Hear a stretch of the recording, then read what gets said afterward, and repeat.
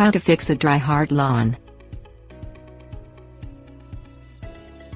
Hardpan soil is soil that is so compacted that water may not be able to penetrate. Often it is clay soil that can dry to rock hardness.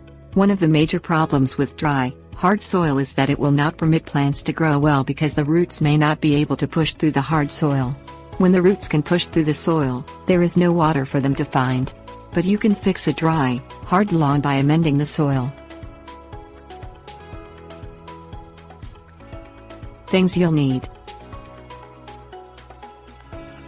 spade, compost, peat moss, rake, garden hose and sprinkler, rain gauge.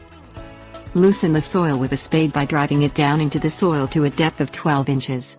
Wriggle the spade back and forth to create air pockets in the soil.